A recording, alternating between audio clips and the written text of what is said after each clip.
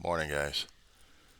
7:27 in the morning, Friday, the 12th of July, 2024. A diary of a griever named John Weaver, which is me.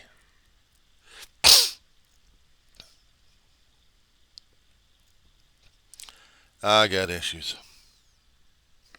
Who doesn't? I'm getting triggered left and right, and I'm encountering things that are bringing up the worst out of me. Not the anger, but a hell of a lot of torn up pieces of my heart, my soul. One would think it'd be frustrating and pissed off at people, and therefore, gotta have that for me. It's what my channel is all about. I deal with my grief. And in watching a few shows I'm trying to get into, and they're getting into pretty serious character arcs here, that it's tearing me apart. Because every time there's life of loss. There's, shit, I can't even speak right this morning. Fuck. Pardon my language. It's just, it gets to me at times.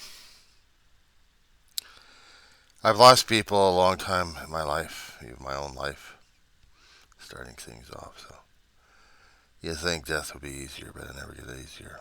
You just have to keep blocking out worse and worse and holding on to that damn pain, anger, and everything else.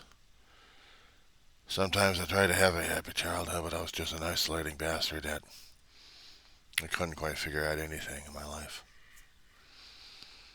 I still love my family a great deal.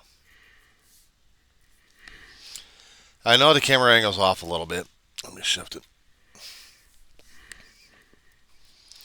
I wanted to show why it's important that I do the channel all the time. Most of the days, that's the chest right in back of me. Top shelf is all the ashes. Pets, my mother and my brother. Ma passed away in 2013 of February, and David back in September of 2018. Hard as hell. Before them, I didn't go to therapy. Before them, I heard about the loss, dealt with it, filed it away, and kept on survival mode, just keep pushing like crazy. I'll tell my story sometimes to a lot of people, but were they actually listening? Did they actually give a shit? Did I actually have anybody to actually give a shit about me in the first place? That was another thing right there. Wasn't quite sure. Some people tried to get close, but pushed them aside. Self-defense reflex, knowing that these guys are not going to be in my life, so I said, screw this noise.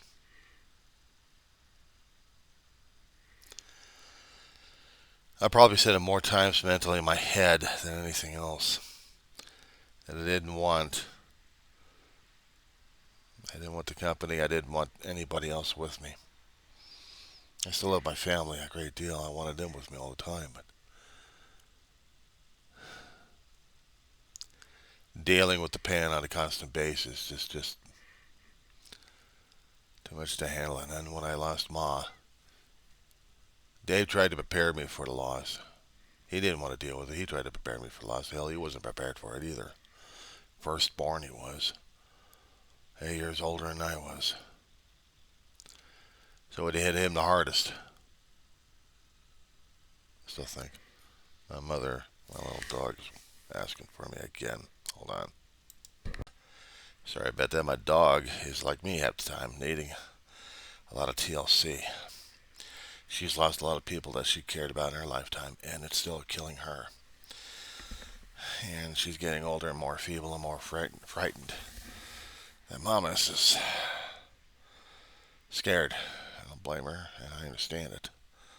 Sometimes I'm like that too.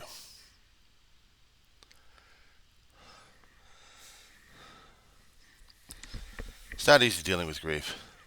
Even if you're an animal, it's not easy dealing with grief. The more you pour out your emotions, your soul, your feelings towards the other person. It makes a difference in your life, and then suddenly they're no longer there. It hurts like hell. And when you make that much of an intense relationships connection there, and then you lose it, there is pain.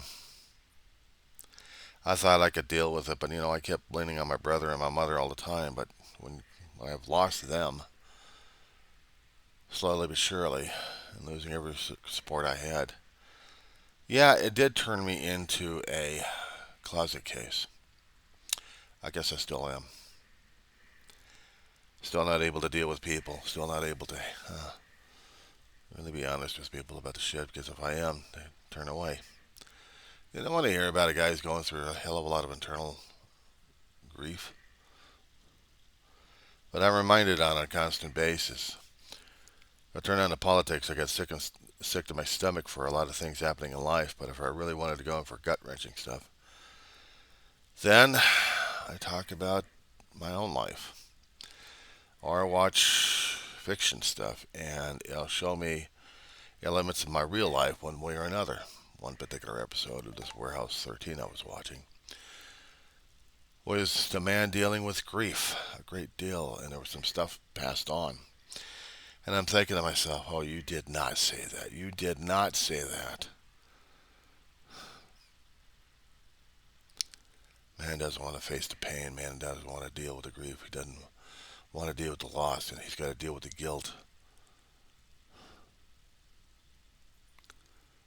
He's got to deal with the guilt of an action that he took that made a life gone. Even though it's for line of duty, it doesn't matter. Lose someone you got close to. That hurts like hell. It's bad enough I kept putting away other lives in the same fashion. Or just same manner. No. I did my job, did my duty as a caregiver when it came down for animals. Well, I was caring for them. Human beings are different. Human beings struggle like crazy trying to keep them alive. But when they're no longer, it's like, why don't I just rip out my own heart, and smash the crap out of it while I'm still alive? Why don't I just do that? It'll feel the same, wouldn't it?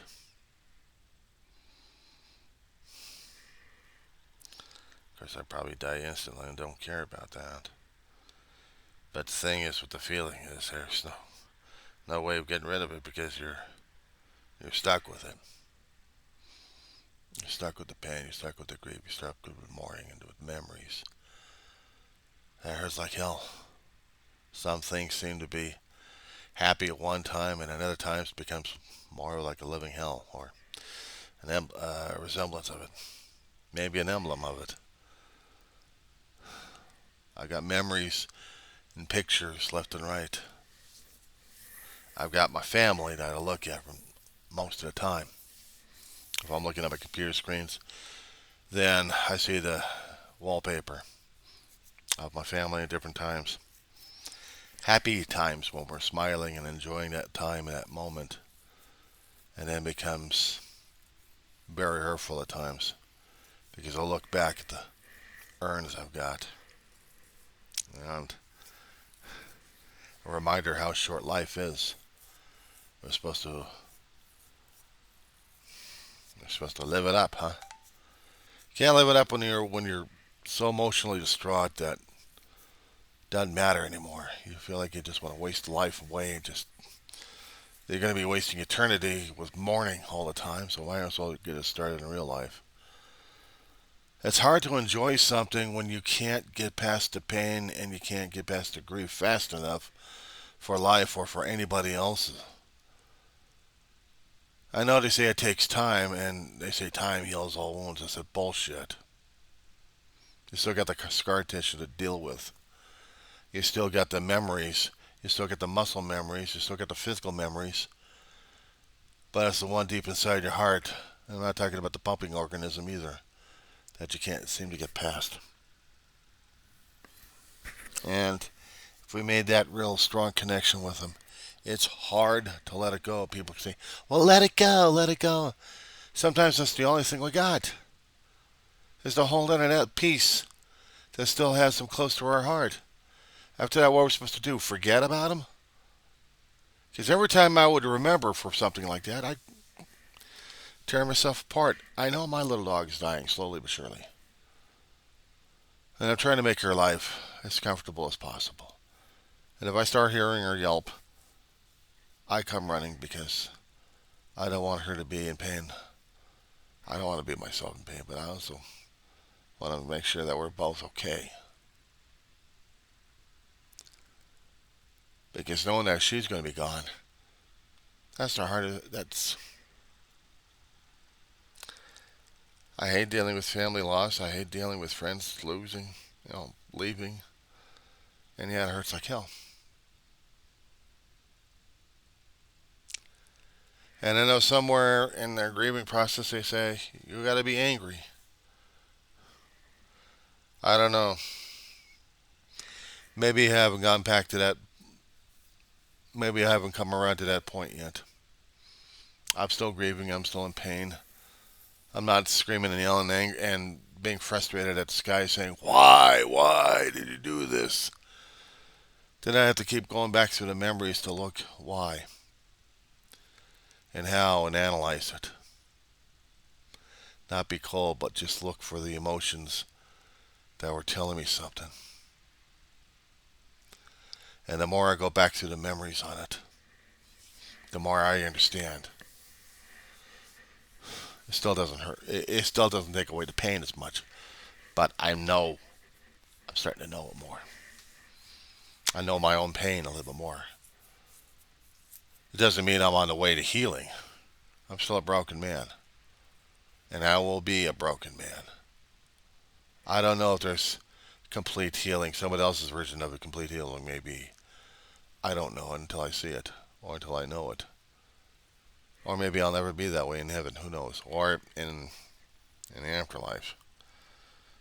Losing family and losing people that I care about, it takes a toll on a person. It's been taking a toll on me for a hell of a long while, and now I'm starting to deal with the backlash of it. I held back on a hell of a lot of pain a long time ago because I had to keep going forward. I mean, when I had felt that much pain, I lost an aunt who was like a best friend to me. Somehow, in the process, they told me that I changed my aunt from a grieving woman to a woman with heart again, despite the fact her own pump wasn't working as much.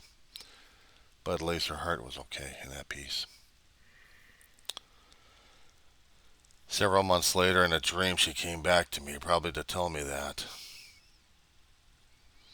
Made my day worse. Because that's how much love I had for that woman. She had lost a best friend of hers, a husband, for a long period, and memories I don't know and could never know of. But stuck in a room just so someone can try to feed her or take care of her. But the only one she wanted was the one that was already departed, and she was stuck with the pain. And nobody could help her out with that one. You're stuck in a corner looking at that all the time. No. Ma couldn't deal with it, neither could Grandma. And for 3 to nearly 4 years, she was at home. But part of that, she was just nursing the pain. I knew about her husband's death. His name was Uncle Al. And I know how much she loved him. Actually, as a kid, I didn't know it. But as an adult, yeah, I knew. But all I knew is she was a mean old aunt. But when she had Uncle Al around her, she wasn't as mean or tough. Because Al was there to temper her. And I guess in a way, I tempered her. And I miss her a great deal. I couldn't cry at the funeral. I couldn't cry at the viewing because I wanted to be tough. I wanted to hold on. I wanted to show them how brave a kid I was. I was broken inside and didn't even realize it until several months later. I'm dealing with grandma's stroke situation. I was later in bed for about nearly about 3.5 years, and it was tough on the family. It was tough on my family.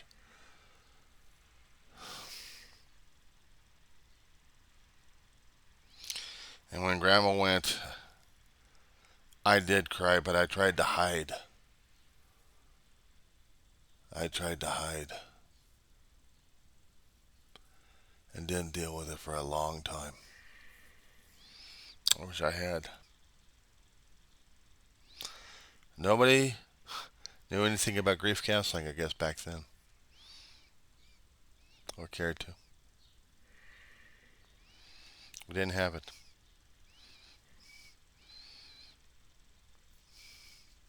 I couldn't tell them I was still grieving. I couldn't tell them I was still in pain. You lose animals like, oh well. It grew hard. It grew hard. I did. I did. I had a heart that grew like stone. How could I love when my heart's stone? It took a long while for that to thaw out, and in a very short time to love intensely. And then they were gone. And I'm dealing with it. I'm dealing with the regrets of really not seriously showing enough love for my family. So yeah, I've got guilt and I've got regrets. I got pain and I got anger. Not at the universe, but at myself. At myself.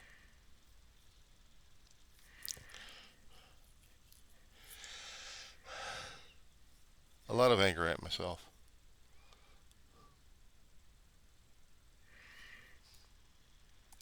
If I knew back then what grieving was all about, if I actually talked to a therapist back then while they were still alive, maybe it would have been. Nah, I wasn't ready for it. I wasn't broken enough. I wasn't shattered into pieces inside. And I didn't care.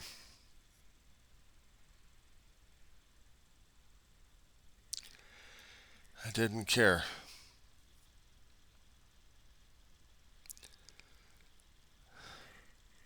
I regretted every single second of that too.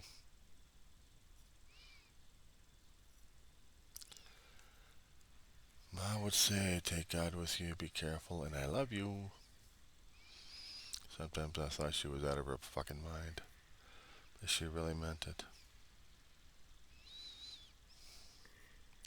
Now I miss her and I miss my brother. I love them a great deal and I can't hear their words again.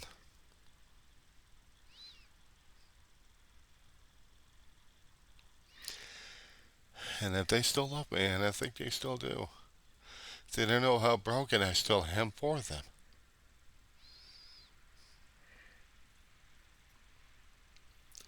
See, grieving is not an unnatural thing. It's how much we poured into a relationship or didn't and should have. And then we regret the loss even worse. It's when they're gone. And each year, each day, each hour, and each second gets harder and harder to deal with. For some of us who actually dealt with it originally in our youth, we didn't realize that until we got older and more battered and beaten, bruised and broken.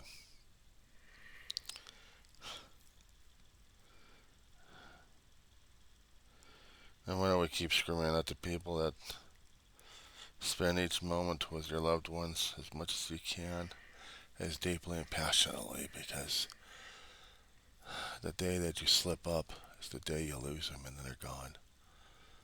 And then you're really going to be going through the grief and anger and Self-loathing. Oh, God.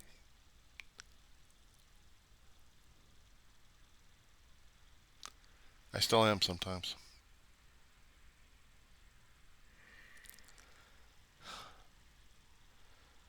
People kept saying that you need time, but you also need to do other things. Other things that probably matter the most, but when you start not looking at things, you just say, screw it. Just let it all fall apart. I don't care anymore. I'd rather care. People don't want to deal with the pain and say it's too damn bad. I don't. I want to run and hide from it. I did that for a long while. Now I just deal with it. I deal with the pain. I deal with the grieving. I talk about it. I have to talk about it because I have to keep my sanity going. And yet I'll be angry, and I'll be angry at myself. And then again, I have to keep concentrating. What was that anger about in the first place? I have to keep asking myself, what was that anger in the first place? Why was I being pissed off? Because I didn't give my family enough time? But even precious moments that I've had with them, is that going to be enough to last an eternity? Or let alone the short lifespan I've got right now as it is?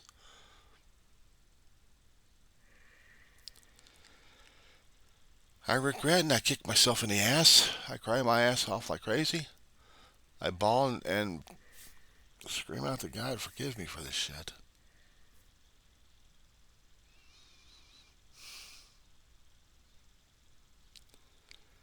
But look at this being as weak.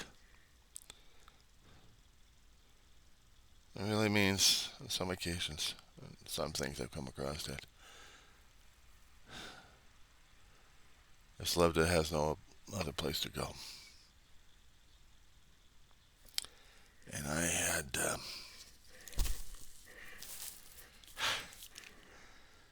a hell of a lot of love from my brother, and I had a hell of a lot from my mama.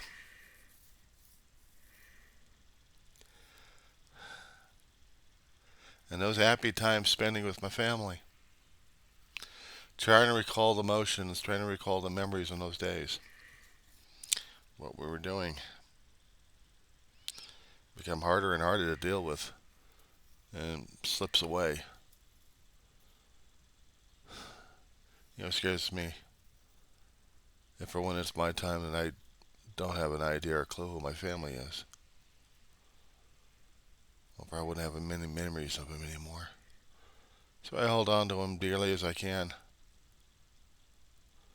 And when I do, I know the pain's still there.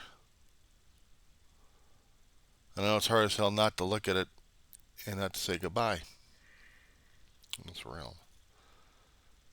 It's never easy to say goodbye to your loved ones. It's never easy to let death win. The problem is death is not a persona. It's a process. We put a personification to what death is supposed to look like one way or another. It's just when the body is given out and the soul is ready to leave. And it scares the hell out of people. My mother kept talking to people that I didn't know. My brother didn't have that chance. But my mother, it was a long, slow, ongoing process. And she started hearing her family. Almost bad enough, she started seeing the family. And they were trying to tell her, it's going to be all right. Yeah.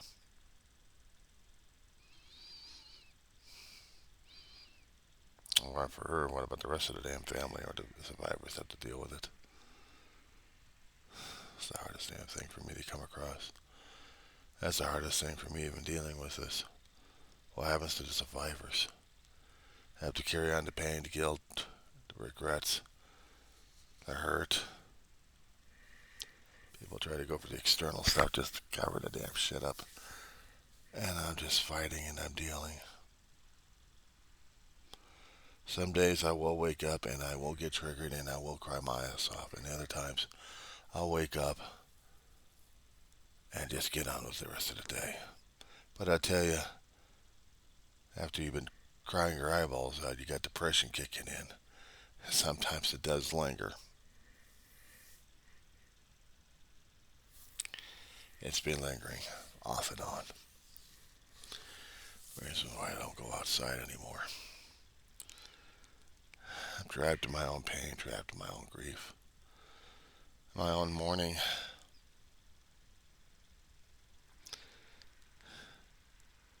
Hot as the day is going to be, it's still cloudy as hell outside. Going to be burning off a bit. We'll be seeing some sky, and we'll be roasting our asses off. And I'll be shutting down the drapes, hiding in a bed and just crying my eyeballs out sometimes. Or being depressed about things that I just don't want to think of or deal with. I want to avoid like crazy because it hurts too damn much. Some of the things I would feel the passion about is not. The rest of those days, I don't even feel it. I feel disgusted by it. Like, why am I watching this crap? I make a joke. The only way I can deal with things is make a joke out of it. The only thing I'm doing right now is making a joke out of life. I mean, I could throw a hissy fit. I mean, I could. All I want to do is, because the depression is still draining me a bit, is I would have to turn out the lights, crawl back to bed, and just stay there for a bit. Other people say, no, you need to do this, you need to do that. Well, I'm trying to take care of myself. And for other people, I may not be taking care of myself, but I'm trying to take care of myself.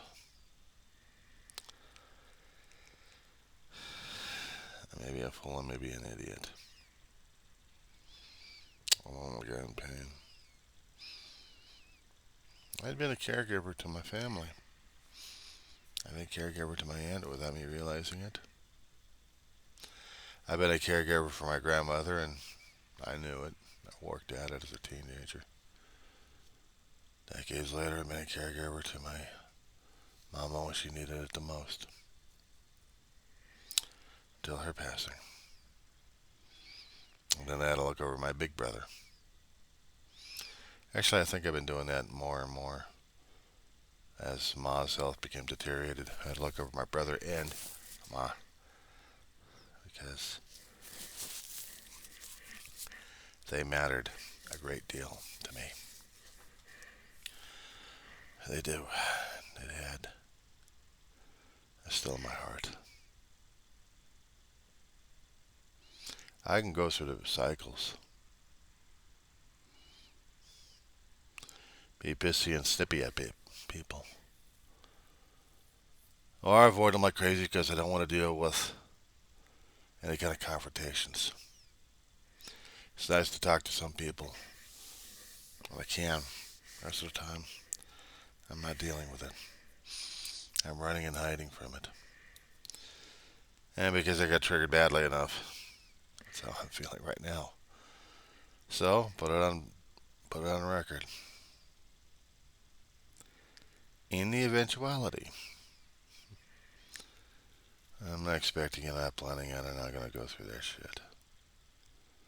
No, I still struggle with what I have emotionally and physically. Spiritually, I'm already broken. I'm already broken. But I don't need to go up to that wall again. Like, let's go crazy, let's go nuts, let's do something here. You know what? You go do something. I'm going to curl up with a dog. I think she needs me right now.